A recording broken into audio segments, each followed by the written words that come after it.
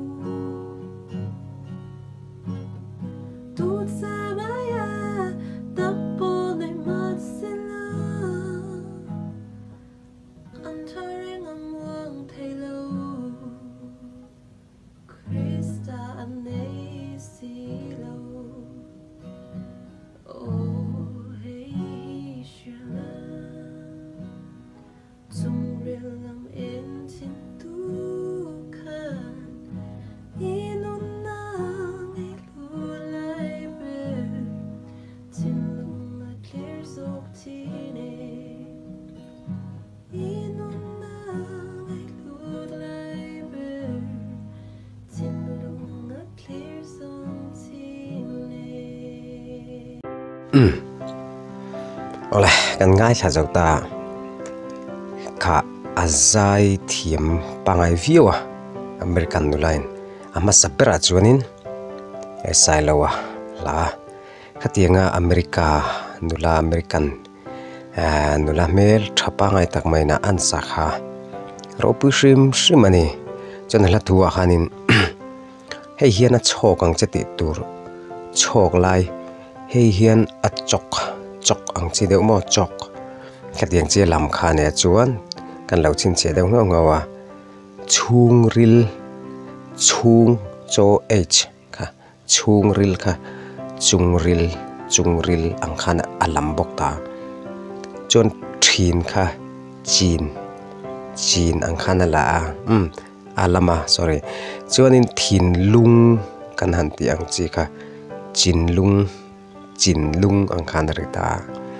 chon tam tak kan ching tlem te kan seng le thin han ti la ya khanin tam tak kan ching hei kan ching fanai thelo ching ang khanin aron lam chuak ta chon ching kha ni tak se chu den view ni tam tak han ching a khamo poi ma chu tak chu etiang ang ama pon lam pial deuh pial kha aneya mizo tong kha hetiang namdang ina mizo lan sa hi kalo ma hay ka da nual to a chane a video masalama po hen ka channel a hen chuda chuanin content zong shrim ti mo kha a thei ve tho rual khanin ke maril ruwa chuan enge mizo tong ka ngai lut wang zo khinia chan chu nam dang tena mizo tong vai kan ti demo khatiang English po sap kan ti te pon ni se mizo tong anhan sa ha ka ngai kan mani kha ka wangai lu ve shrim chu thu ran ni sela ka van nui zat ve lo ka limpui thunga nui zat le limpui kha chu dang dei thunga chuda chuanin mizo tong ka ngai lut wang khain ta mizo tong chu to na language ani ta ni athu kinom zia nei athu same word ma se word mal word pangai si spell point ang vek ma se kan lam dang kan thuk dana zira danglam meaning ran kha om ta ni phung ran kha ban kan tiang chi te mo khati atama khatiang chi a halin tonal language an ta chu ching po kha ching anga ri kha chuanin ching ani chuan adik tami alo ni tam tak ching tur khan a chin tir tla chuan khatiang chi khai namdang ina ron sakhiarin mizo tong kha anon lam dik lo chu mizo tong kha mizo tong hi avahlu em namdang te hian an thiam zung lo hi aval alovan luem a special mange katidani phekok man tlom chu mi zong nei thean nei duak ka phekok man to thatak tak chu mi na zong kan nei theilawa chan chu a that em wang ani chuan tong nam tong tha chu mi zong in nam dang ten an thiam ve zung lem lo ani ti lai kha kan mi zo tong lut zia kha karil ro chu wang chuanin kan soi dai du a chu wang ania namdang ina mi zo hlan sa te mi zo tong han tong nok te kalom em chanania mi zo tong hi avahlu em